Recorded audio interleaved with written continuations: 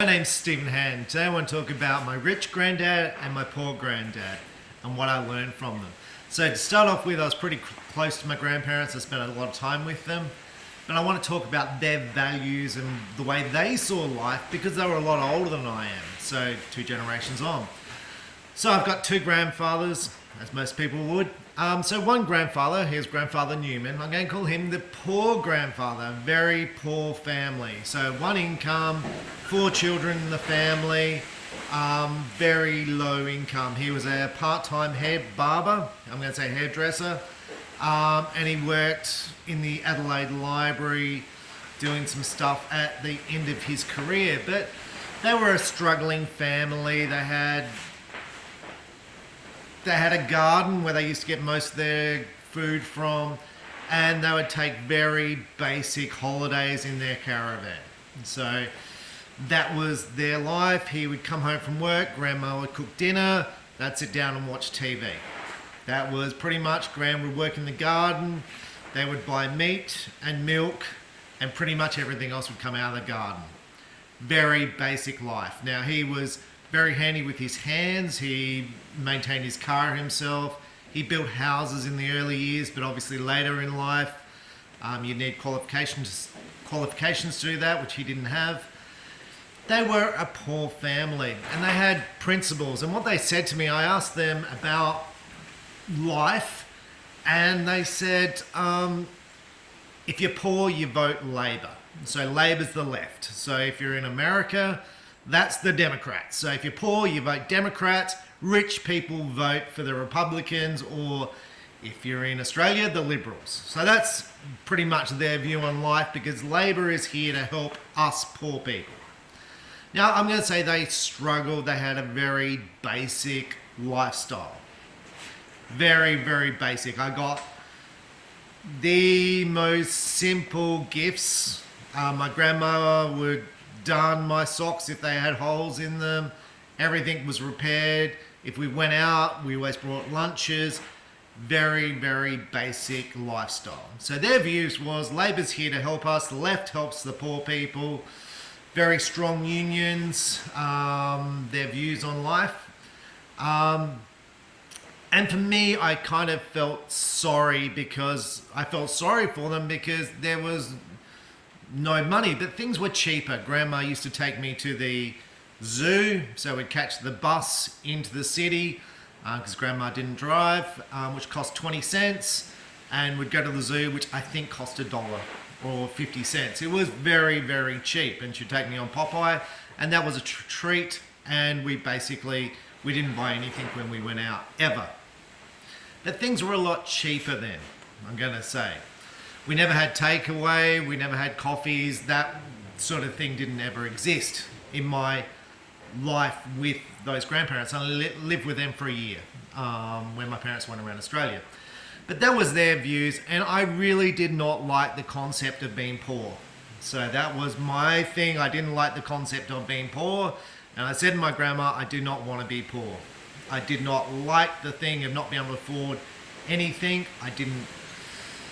And I suppose it's just being in control of your life. I didn't like that idea. I didn't like not being able to afford clothes. I didn't like not to be able to afford anything. I didn't like being broke. Didn't like it. And I said to my grandmother, I said, when I grow up, I'm going to buy myself a black Mercedes. Black Mercedes, and there's another one on that side. And she's like, that's nice, dear. You're going to be poor too, basically. Anyway, my other side of the family is the Hands. I'm going to call him the rich granddad. So, in fact, he had a brother who was when I say extremely wealthy, he owned one of the largest hotels in the city. And I was like, well, that's cool. I can aspire for that. That's what I can aspire for. I don't know how I'm going to get there, but I can aspire to be wealthier than he was.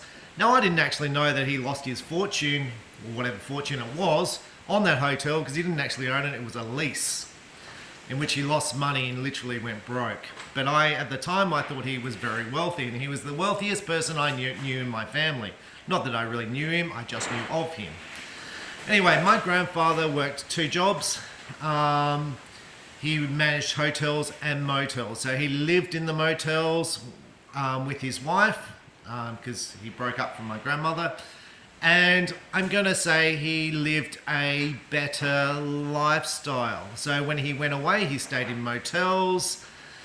He lived a very basic lifestyle, like he'd eat out. But, you know, he obviously had clothes, but it was a very basic lifestyle still. But I would call him my rich granddad because he worked 2 jobs and basically worked a lot, and his view was, well, you work and then you can then go and buy stuff. Now, his view on politics was, what's going to happen in Australia? I remember him saying this to me. He said, what's going to happen in Australia? He said, people are going to vote for handouts. So he said, the size of government's going to increase. So government's going to go up. There's going to be more people working for the government, and the cost of government's going to go up. He said, taxes are going to go up. He said, and people are going to vote for handouts, for free money given out by the government, and the government can't afford this. And he says it's going to put more pressure on, I'm going to say, entrepreneurs and businesses to provide more taxes. That was his view.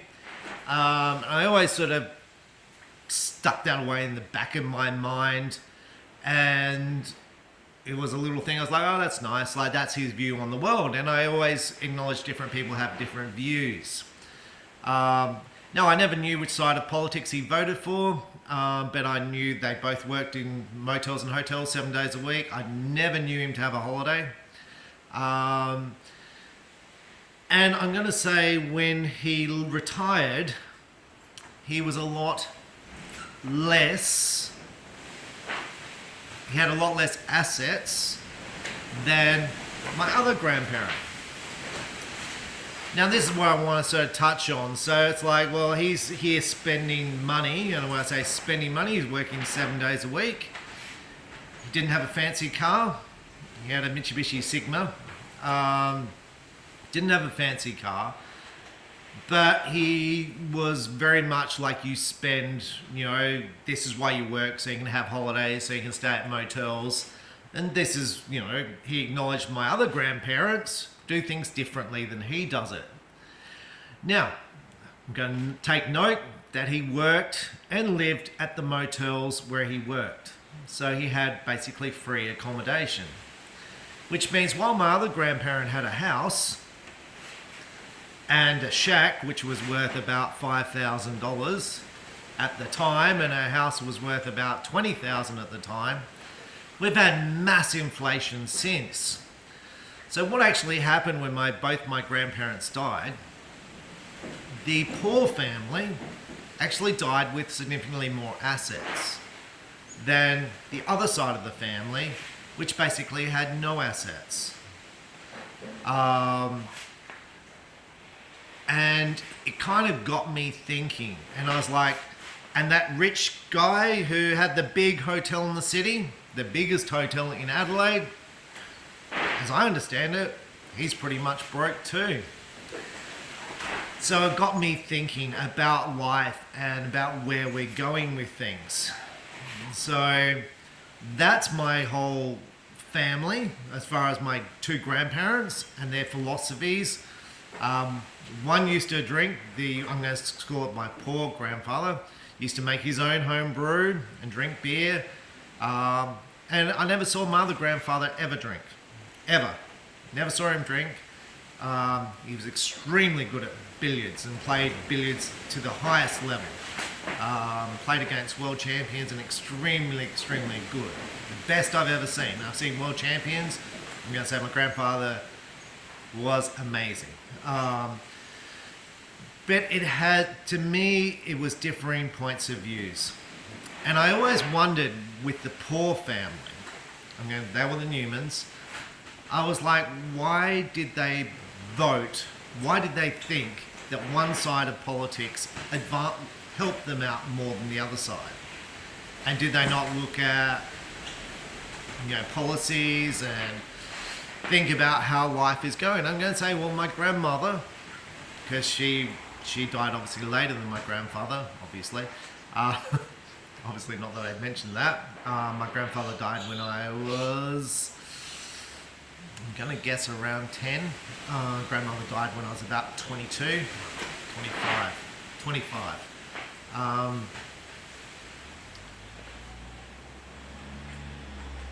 Brain fade.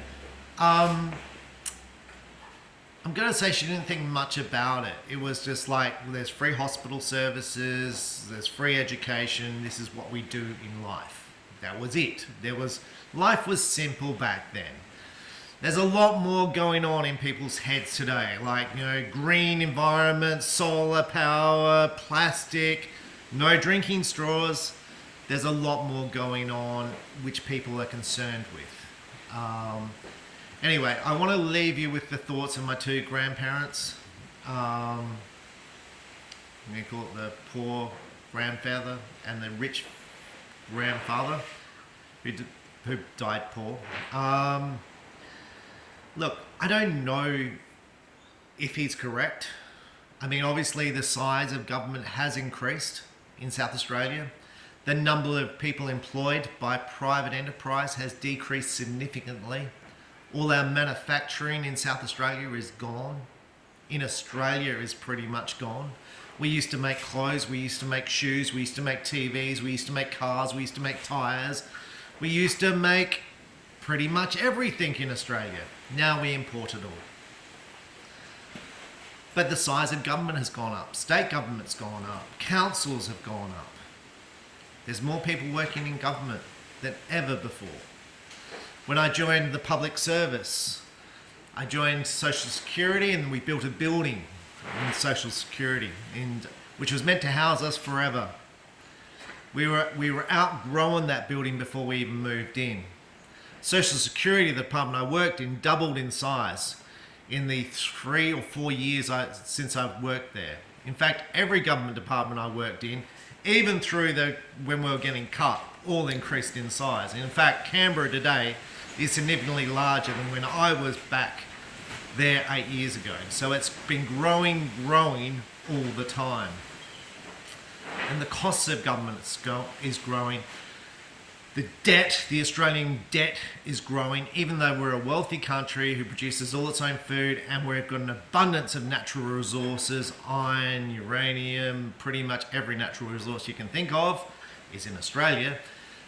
We're in massive amounts of debt. So now my grandma on the poor side, they had a simple life, and they had the two properties, the house and a shack.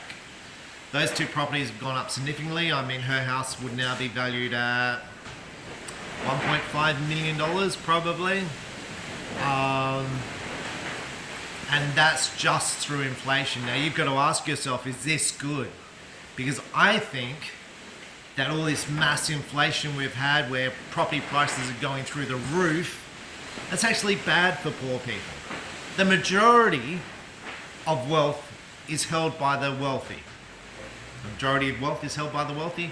1%, the top 1% of the wealthy own 35% of the assets. The bottom 50% of the population own a very small percentage of the population. Own a very small percentage of the total assets. So when I see inflation, I always think, well, who's that helping? Is it helping the poor people?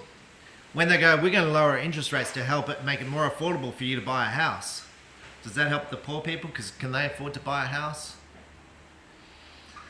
I'm going, when my parents started out, they lived in government housing in Christie's Downs, in a government house. So my mother was 20 years old, pregnant with me. And my dad was 24. He had a very basic job at Chrysler's here in Lonsdale. Very poor. We were extremely poor. We couldn't afford anything, but we could be provided basic housing. Now the right for basic housing is almost impossible to get. In South Australia, there's only 100 houses being built this year, but we have migration and we have births and we have people being divorced. It's almost impossible to get a house today. In our caravan parks, we kick the homeless people, the people who live in the caravan parks out. The cost of housing, the cost of rents has all gone up. The cost of council rates has gone up. And people go, well, you're wealthy, you own lots of properties. I've owned some properties for 25 years. And I can tell you, after I pay the rates, after I pay the insurance, after I pay the fees, and after I pay the repairs, there's nothing left. In fact, I've had one lady in one of my properties for 25 years. And the rent has only increased only a little bit, probably $50 in 25 years. And the property is pretty much paid off, and I make no money out of it after all those costs come out. So as we go into the next year, council debt is going through the roof here. I mean, it's not going to be in budget. State governments' debt is going through the roof. Federal debt is going through the roof, and this all has to be repaid. Again, it's going to come out of the pockets of, it's going to come out of taxes. And you've got to ask yourself if you agree with this and the way the society is running. And this is why I'm putting my hand up to run for mayor, because I'm like, this is not good enough. It's not good enough we don't have houses. It's not good enough to kick those people out of the caravan parks. Our hospital services are rubbish. We have the worst, and we have no funding given to our local hospitals. We've reduced our services in our remote hospitals, in our rural hospitals. Our waiting times are the worst in Australia in our hospitals. Our schooling is the worst in Australia and the worst in the state down south, the outcomes. It's not good enough. So you can either sit back and say, well, I don't need to worry about this because I'm set up in life, because, you know, I have lots of assets, and why worry about the poor people? You know, or you can say, look, this is not good enough. We need to say we want equality. It's not good enough that a government decides to spend $80 million on a pool when there's already a pool in that area, when down south there's very few sporting facilities or facilities down south. There's been very little investment down south. My last point I'm going to say was, when I was 21, I graduated from university. I graduated in IT, I had lots of A's, I was pretty much towards the top of my class. I wanted to get a job, and I wanted to work here in South Australia. I applied for lots of jobs. I've applied for apprenticeships, I've applied for police force, I've applied for army. I applied for so many jobs. I applied to Santos in IT. I couldn't get a job. So I had to leave South Australia. I had to leave my family. All my family's in South Australia. And you might say, well, that's what you do, you leave the state. Should you have to leave the state? Should families have to leave the state in which they were born, so you don't see your family grow up, you don't see your sisters grow up, you don't see your sisters have kids, you don't get to know your nephews or nieces, you don't get to see your grandparents die? I mean, South Australia was a wealthy, and I'm going to say wealthy, we had a big manufacturing base, and now, I mean, we used to have a state bank here. We used to have our own bank. We used to have our own insurance. We used to have lots of our own stuff. We sold it all off. We used to have our own power. Sold off, bulldozed. That's why I was like, let's run for mayor. Let's make some changes. Let's make some noise. Let's say to the politicians, let's say to our local members, look, we need services. We need improvement. We need stuff. It's not good enough to give all the money to the marginal seats and ignore the safe seats that are heartland, left-wing Labor supporters. Not acceptable. Now, my personal views are, left or right, I don't really care that much about it. I care about people and services provided and how we're going as a nation. So that's what I believe in. So anyway, I've got a YouTube channel where I do this, and that's why I'm sort of running this video. Anyway, thanks for watching, and we'll do more archery videos shortly.